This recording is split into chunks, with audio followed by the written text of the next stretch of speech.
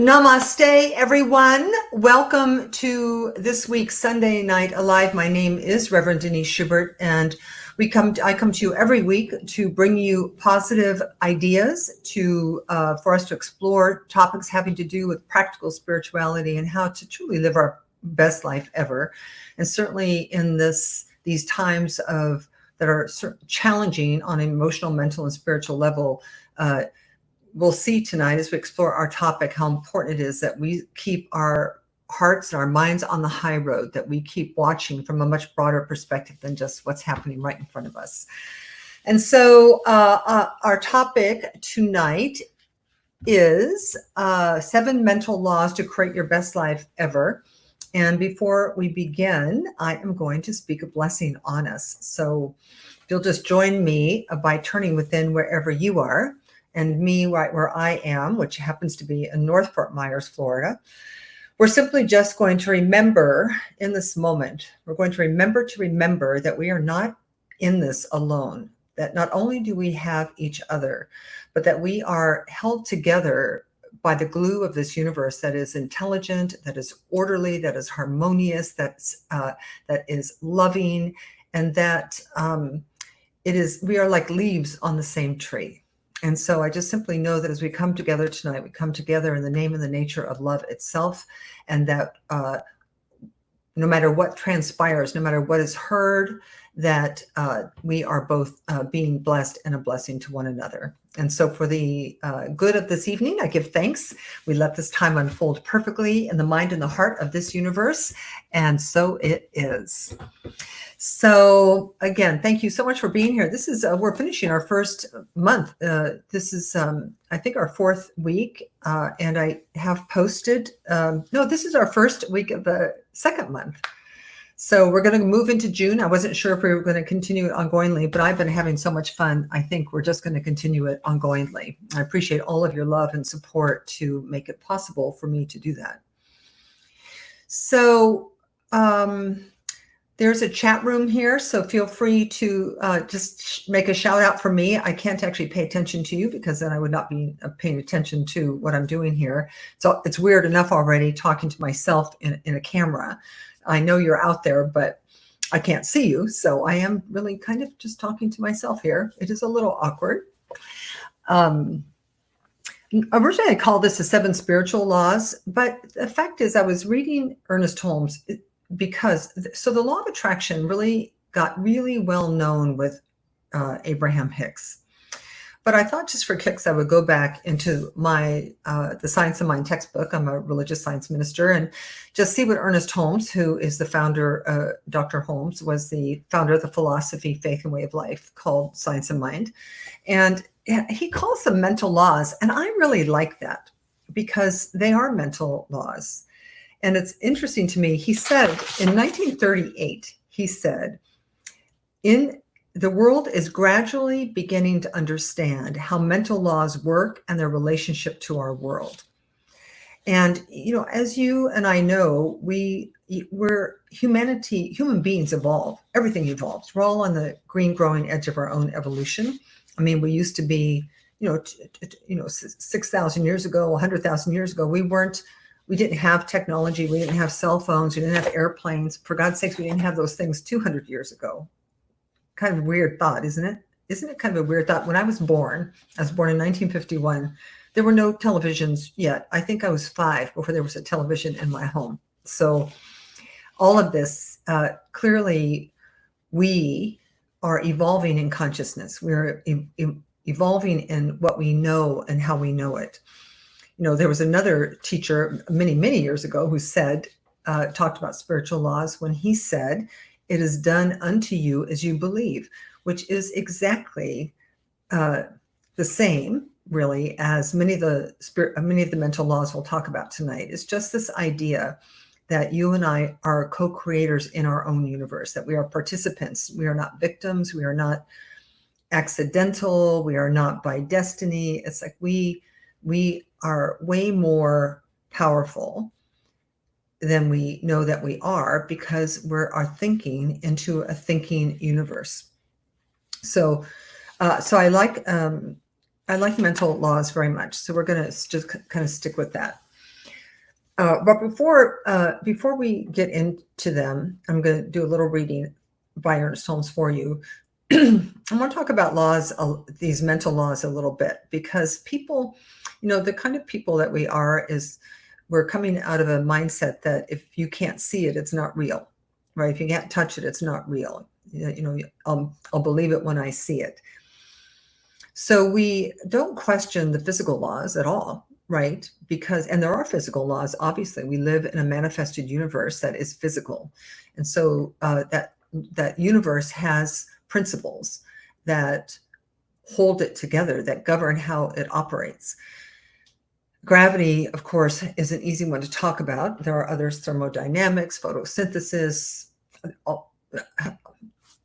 hundreds and hundreds, but which, by the way, we didn't create. These physical laws and principles were here before we got here, and we kind of trip over them as consciousness evolves. So as human beings have gotten more raised, they're evolved, as consciousness has been raised, then we're open to discovering what's already there. So we discover what's already there, and then we name it after the person who discovered it. They didn't invent it. They just tripped over it.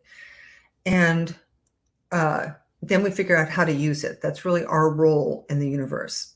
And then, of course, we have our senses in order to experience the universe we live in. The fact is we have these senses to experience the universe we created. But gravity, as an example of a physical law, it just is. It works a certain way. It works a certain way all of the time. It works a certain way for everyone. So not just saints, but sinners alike, for purple people and brown people and orange people and white people. It works for everybody. Gravity is no respecter of persons. So, and we all know that, and we all comply with it. And our compliance with the law of gravity ensures a certain quality of life, right? Because if you don't comply with the law of gravity and you step off a cliff, you're going to go splat. All laws and principles operate that way. Now, spiritual or mental laws and principles work exactly the same way. And we're just now really beginning to understand that they are real, that they are as real as gravity. And the fact is, it doesn't matter whether you know that they exist or not. It doesn't matter whether or not you believe in them.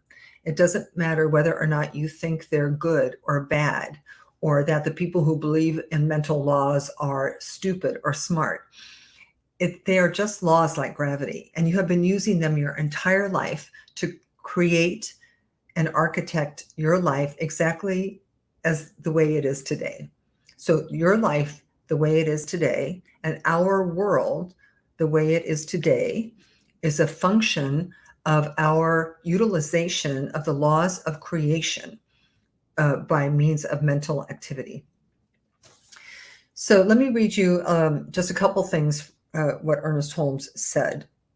He says, and remember, he wrote this in 1938. That was quite a long time ago. And, he was I don't know what you would really call him. He wasn't a religionist, really. He was a philosopher, and he just developed, I don't know why he knew all this. He tripped over it the same way somebody tripped over electricity, but he's not the first one to trip over it. And there have been many since him who have elevated this idea to a new level. And we will continue to evolve on the mental realm, because, as you'll see, it's self-evident to me, maybe not to you yet, but that we are in control of our own destiny and our own freedom, that it lies with us, not with God, not with chance, not with luck, not with the lottery, not with anything. That our mental attitude is the major player in how our lives are today and tomorrow, and the world as well. And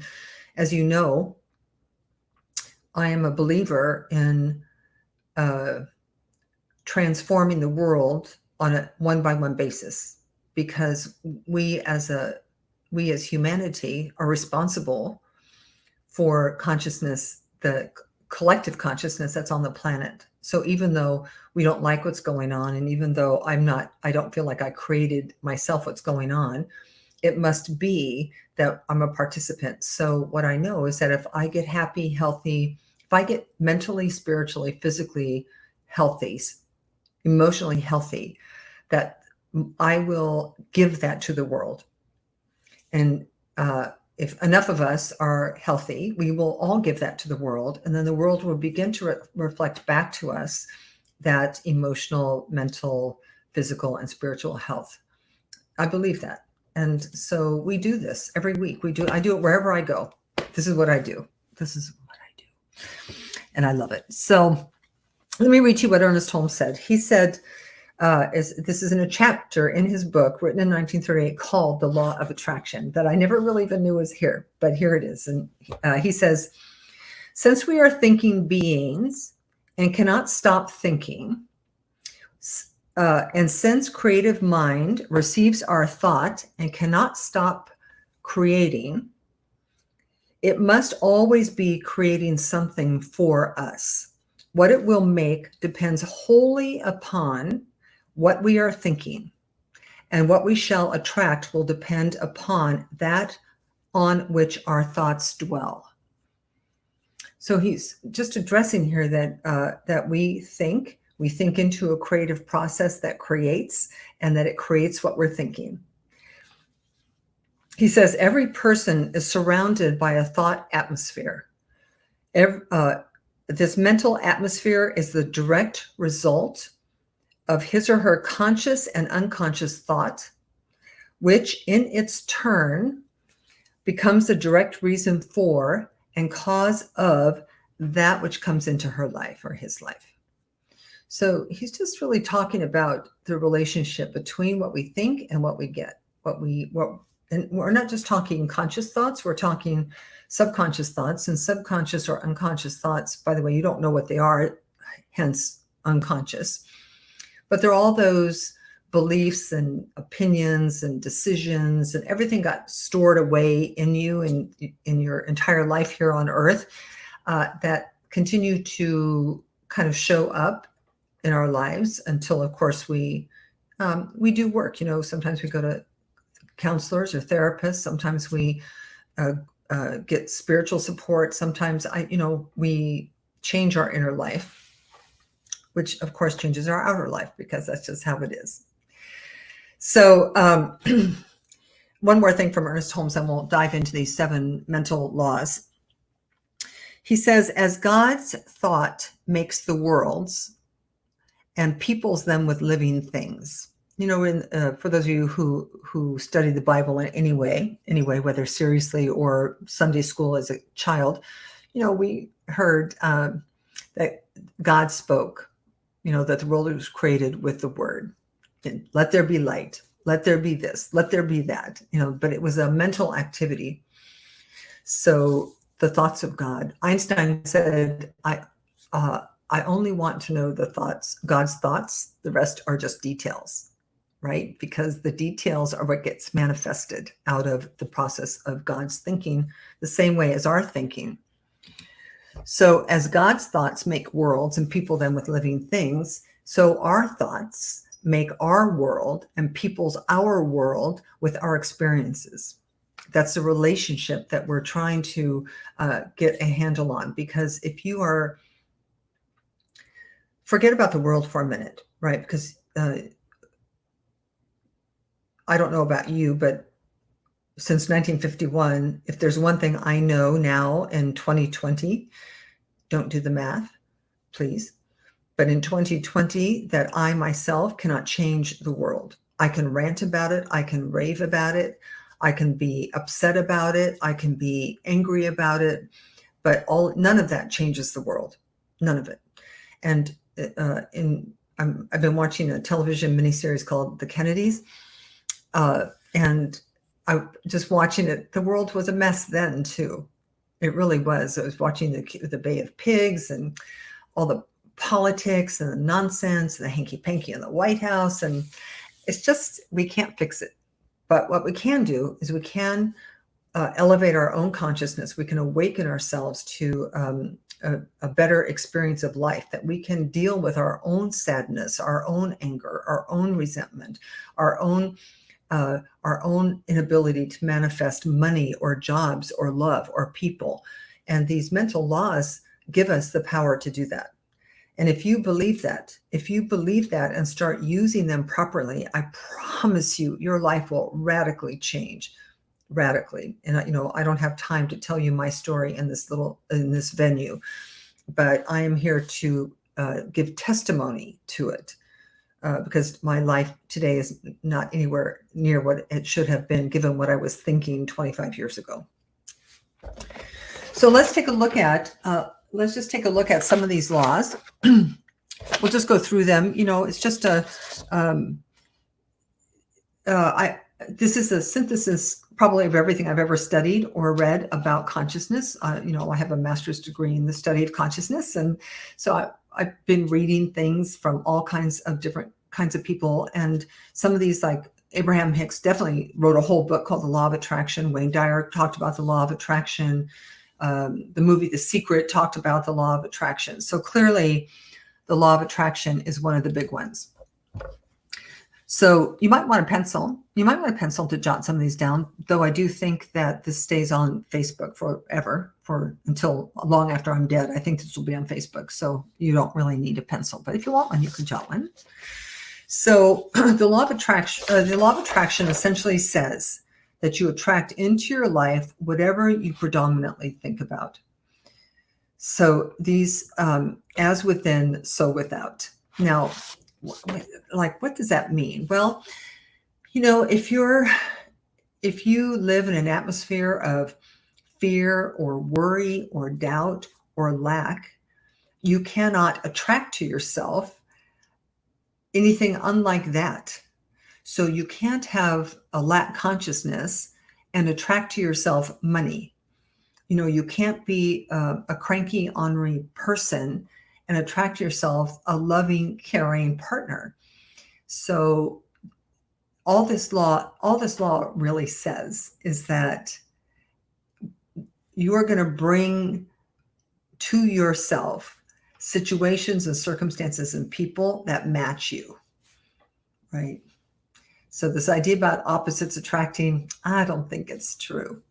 I think that what you get is on the inside. So if you're wanting, the law of attraction would say, if you want a loving relationship, then you be a loving person, right? If you want more money in your life or more prosperity, or even just feel more a right relationship with money, then get into right relationship with money, whatever that means. It could mean, I remember I worked for a nonprofit called the Breakthrough Foundation in the 80s. And we were an organization that did fundraising.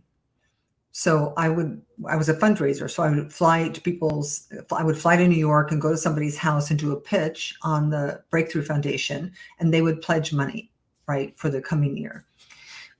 I don't know why I'm telling you this, but the director of the Breakthrough Foundation, whenever the pledges would not stop coming in, like people would stop sending the money they said they would send, we never called and harangued the people. He made us handle anything out of integrity with our own money, our personal money. He would have us pay back money, get money paid back that was owed to us. He would make us balance our checkbooks. He would say, go through your couches and gather up money in your house. He would say, get right with money. And when that happens, our donors will get right with money too. So it was pretty magical, really. So number one, law of attraction is probably one of the easiest to understand. It's just that the world's going to be to you whatever you are to it. So, and this is a very timely conversation because the world right now is very difficult to just be with. It's difficult because it feels kind of lopsided and upside down and just kind of wrong on so many levels. And what's happening? But so we cultivate inner peace and inner calm, and really just send blessings out. Really, you send peace out from you. You be peace, and we'll begin to see peace happen more readily. So the second one, that's a law of attraction. So the second one is the law of correspondence. And the law of correspondence essentially says, I'm going to just read my notes here. The limit of our ability to demonstrate things or circumstances. So the limit of our ability to create money or to create relationships or to find a job, whatever it is we're wanting, whether it's health, happiness, or a new car, it doesn't matter, depends upon our ability to provide a mental equivalent of our desire. So you must be able to conceive of it in your own mind and both perceive it and feel it. So if you want more money, let's say you're working and you want more money, you need to be able to see yourself making more money. The universe isn't going to give you something that you can't imagine yourself having. And it doesn't matter that you can imagine yourself having it. It's not necessarily conscious, remember, because all of this, the mental universe is both known and unknown, because we have this whole subconscious, unconscious level that we have to deal with. But it's called the law of correspondence. So it's why in our spiritual teachings that we do things like vision boards and masterminding and affirmations and prayer and meditation, because we're raising our level of consciousness. We're, if you want a loving relationship, sorry, and the only way you're going to get that is to be more loving, and you need to work on being loving because you had a really hard childhood, then you work on it so that love can begin to be elevated in your experience, which will then outpicture in your life as form. It's very powerful.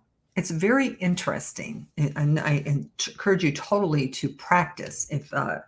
Even if you're dubious, just practice. Just practice some of these things. Okay, so that was 2. Number 3, the law of attention. Almost kind of know this one a little bit because it's pretty obvious when it happens. This law simply says that what you pay attention to expands and what you take your attention away from diminishes. That's it. So, there's been some testing where they took meditators, people meditating. They would take a group of people, not even a good, you don't even need a big group, I don't think, to do this. And they would meditate upon plants. So they'd have one plant that people meditated on, and then another plant where people did not meditate on. And the one plant that people meditated on, it grew faster. So there was something about it, the attention being given it. There's also been some testing where they had some people meditating, I can't remember the name of the city, on the crime rate in the city. And while the people were meditating on peace for that city, the crime rate numbers went down. So there was lots of evidence of the efficacy of the law of attention. So I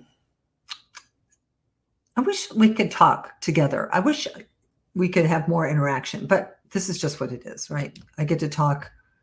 You see me, you hear me. I don't see you. I don't hear you unless you chat with me a little bit, which I would love if you would.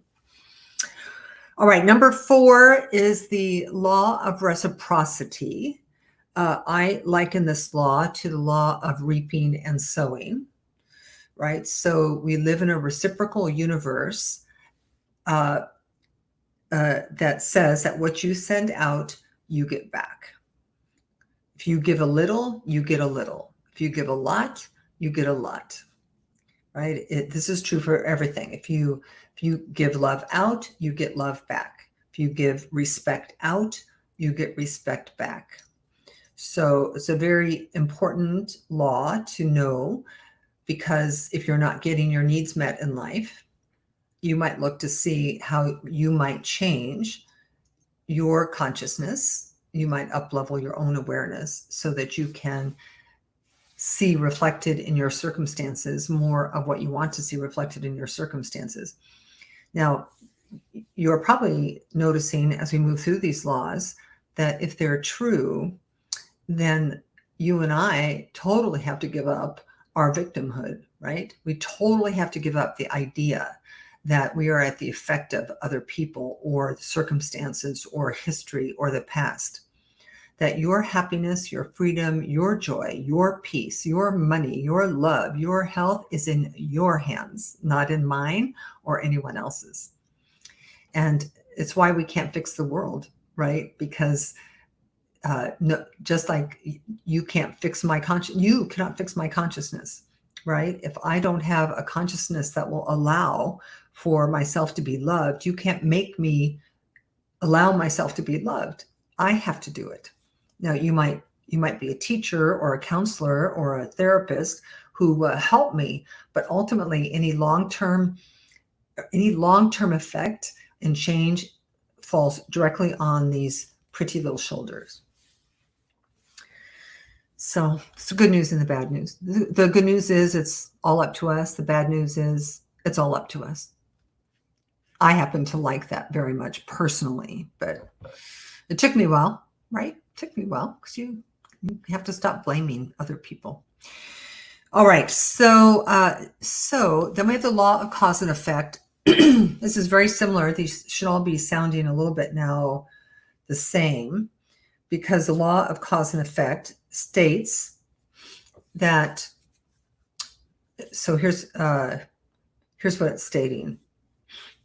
We live in a manifested universe I would call effects, that we are an effect. Even your body is an effect. Like your physical body is a manifestation of you. That goes too deep to go into now, but actually it was Abraham Hicks who has this beautiful way of talking about how there's a physical representation of you and a non-physical representation of you. And that you, that I guess I am going to talk about it, that you and I, that we are not bags of bones that get born and die, that we are points of consciousness or awareness that is non-physical at some point, which becomes incarnated into these bodies as an effect of an invisible thing. So, so effect is that which did not make itself, but must have the power or cause in back of it, causing it to be. So again, you can eliminate the magical thinking of luck or destiny or chance, that there are causes and there are effects, and there is a direct correlation between the two of them. It's the same thing in your life, right? We want to make it personal, that practically speaking, if you have a condition in your life, which I'm teaching the Life and Power Master Class right now, we're dealing with this, that if you have a situation in your life, chances are it's been persistent over time, because our patterns get laid down very young. And that would be the cause of circumstances continuing to be the way that they are, and that will continue to be the way that they are until you change the cause. So that is why we do our mental work or our spiritual work or our psychological work. We do that to change what's inside so that what's outside can be different. So making sense? Is it making sense? Nod so I can see you. Just give me a thumbs up. Oh, sorry, I can't see you. All right, so, wow, I don't have the law of circulation on here. How crazy is that? All right, well, the next one, it's not on here, but we're going to talk about it. It's like one of the most important ones. Well, here, let me do this. Here. Law of circulation. I love this tool. It is so cute. Circulation. Add banner. Show it. Ha! I just manifested. I have to imagine you chuckling with me because I'm just talking to a camera. So the law of circulation, we all care about this one. It's like the Dead Sea, right? The Dead Sea, for something to be healthy, it needs an inlet and an outlet, right? So stagnation occurs when the giving and receiving cycle is obstructed. So we have to let love in. We have to let love flow in and love flow out. We have to let money flow in and money flow out. So all of us All of us, if you're over 25, all of us have experienced betrayal or gotten our hearts broken. Somebody left us, something happened, and we put no trespassing signs on our hearts. Can't come in here. Well, guess what? The love can't come in, love can't come out. It's a very, very painful situation and not uncommon. So same thing with money. If you are living in scarcity, or I don't have enough time, I don't have enough money, I don't have enough love, I don't have enough to give. I'm just so over here, hunkered down, trying to protect myself. It's a no-win proposition, because there is a law of circulation that says these things have to go in and out.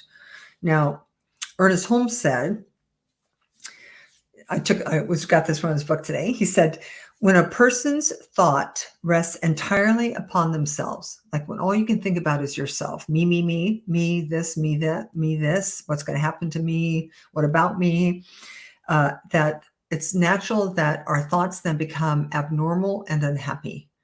And why? It's because we're those leaves on the tree, right? We're the leaves on the tree, that we are so intimately and eternally connected to each other. We're like drops of water in the ocean. We think we're separate, but we're not separate. It's why it's so important that that we do our very best not to judge others without compassion, because when we say that we're all leaves on the same tree, what we're saying is that whatever the source of that tree is my source and your source.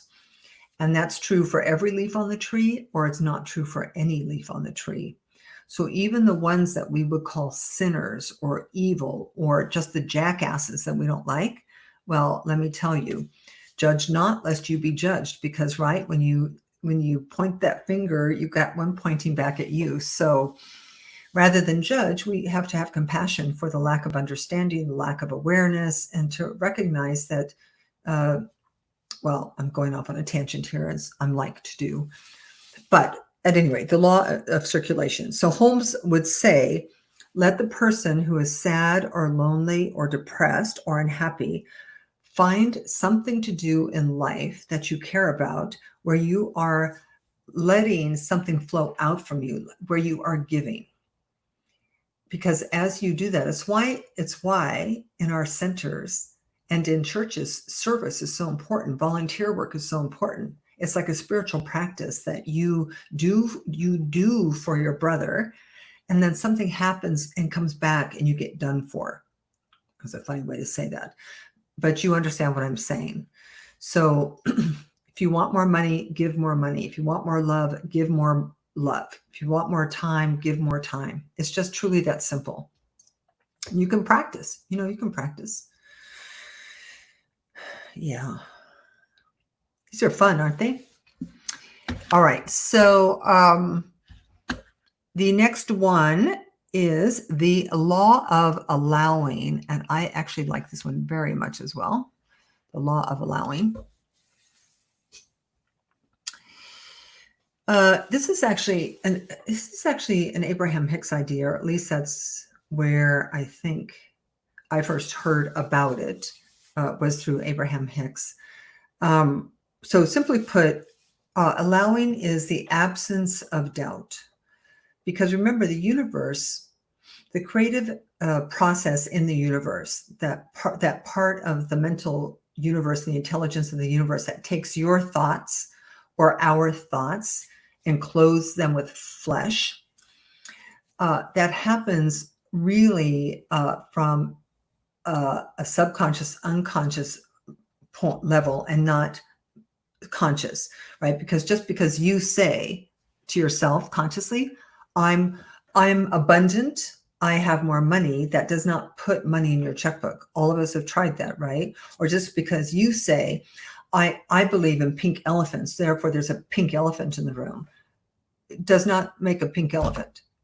So the creative process of the universe is really a subjective one. It's really one based on feeling and on absolute faith. Faith and feeling. I think that's exactly right. Faith and feeling. So your desires, so one of the reasons spiritual avatars, Jesus, many of your Indian gurus, they manifest instantaneously, right? It's like the story about the loaves and fishes, whether it's a true story materially or not is not relevant really, but metaphorically and from a metaphorical meaning, that Jesus believes with faith and feeling that his prayers are answered, that he is connected to his source. So when something is needed, it just shows up. It works exactly the same way in our lives, by the way, exactly.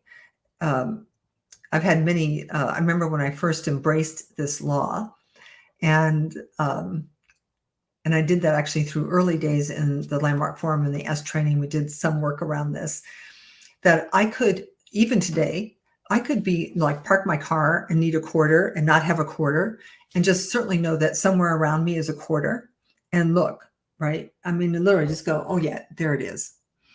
I have had many, many experiences like that, things that I need that are just really right there. So there's something about the law of allowing. You have to let what you want in through faith and faith and feeling. I like that, faith and feeling. Sounds like a good talk, faith and feeling.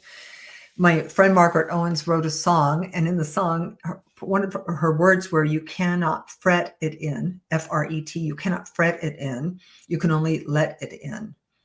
So all the worry in the world can't bring you what you want. So when we, as people who practice the science of mind, faith, philosophy, and way of life, we do these affirmative prayers where we affirm, we call in what we're wanting, whether it's peace of mind or a new car, it doesn't really matter. And then we release that prayer or that affirmative prayer into the creative process. And we walk away knowing it's on its way, right? That with some allowing it to come. Now, the other thing that blocks this, that all of us have to work on at some degree, I think, in our lifetimes, is deservingness, worthiness of being a person who's deserving of every good thing, being a person who's worthy of everything you could possibly want. The universe wants you to have, that there's nothing in the universe wanting to withhold anything from you. If anything is being withheld, it's normally being withheld by us personally, because for whatever reason, we just don't feel like we deserve it. It has to do with self-love. It has to do with self-esteem. It has to do with self-respect. It has to do with self-loathing. It has to do with all of the stuff from our past that would tell us whether or not what we can have and not have.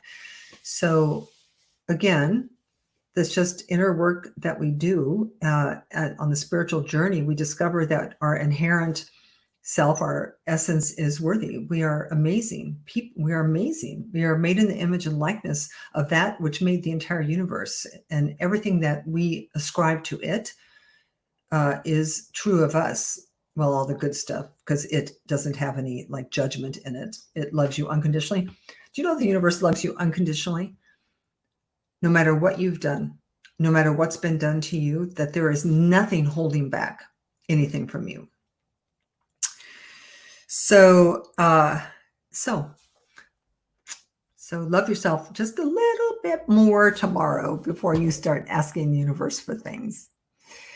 So one more that there's actually 8. I ended up with 8. So this is the law of deliberate creation. And why this is also Abraham Hicks' idea, I think originally, at least in popular format.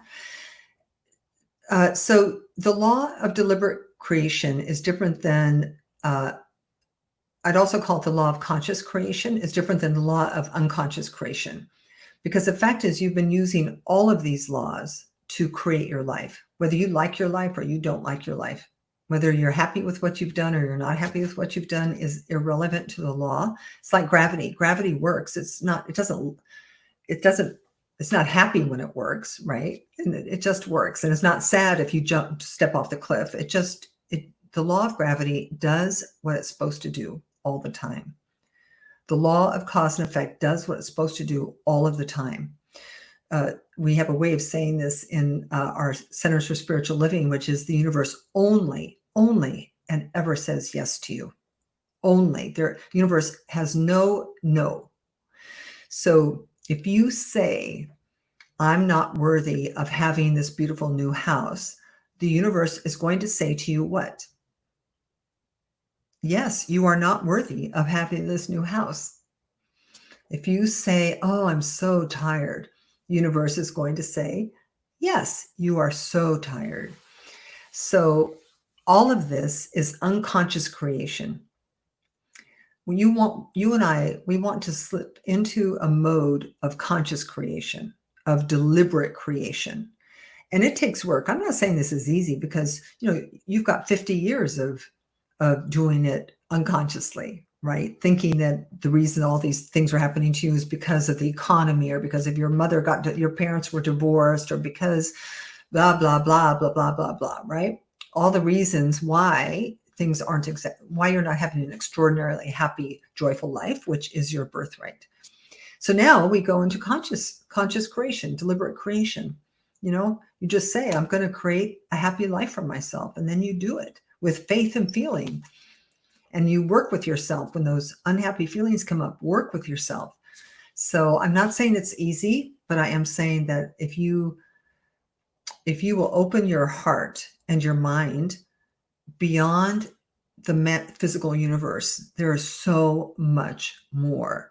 That you are a mental being. You think into thinking substance. You think into an intelligent system of creation that would love to move molecules around to give you exactly what you want. So 1, 2, 3, 4, 5, 6, 7, 8 laws, 8 mental laws for you to create a life of your dreams. Not only a life that is good for you, but will make your life truly matter to the grand scheme of things. That if you and I can do this work, we will change the world for our grandchildren. I don't know whether I have time left to see the complete manifestation of all of my work and my prayers and my work at letting go of my own judgments, my own history, my own, all of that nonsense. Hafiz, the poet, I'm paraphrasing him, but he would say God just wants to turn us upside down and shake out all the nonsense. So let this tonight be shaking out all your nonsense and to know just that you are beloved by the universe and that you can indeed move from this moment forward into a life of your own creation that will be amazing for you. So before I pray us out, let me just tell you that if you want to support the work, and I want you to support the work, you can just do PayPal donations at revdschubert@gmail.com, or you can go right to my website, deniseschubert.com. And I am grateful for if you decide to do that. I'm grateful if you don't decide to do that. So next week, we are going to do radical self-care for living your best life ever. And this, I'm actually did a whole week on this in the master classes past week, and I thought it would be a really great topic for Sunday Night Alive, which is to redefine how we relate to the word selfish so that we can actually do what we need to do to make sure that we deliver the gifts and talents that we are here to deliver. And that requires a lot of self-care. So, all right. So wonderful to be with you again. Let's take a moment and bless our way out of this evening and into the rest of your night. And so just take a moment and turn within with me. Just take a breath. Everything in the world is so chaotic and so upside down and so confused. So this taking a deep breath and just turning within lets us return to the source of all peace, the source of all calm, that place within us that has never been harmed or hurt, that could never be destroyed. It is the very essence of life itself, the very presence of God. And if you don't like the word God, it's the very presence of love. It just simply is the truth about who we are. And so let us live in that place more often as we simply give thanks for this evening, for all of the insights, all of the revelations, anything we've learned tonight, and certainly anything we've committed to taking it to tomorrow and into the rest of our lives with feeling and with faith. And so for you, I'm grateful. For this life we live, I'm grateful. We simply allow this to be for ourselves and each other, and we do this by saying, and so it is. Amen. Namaste. I will see you next Sunday for a radical self-care. Have a great evening. Stay safe.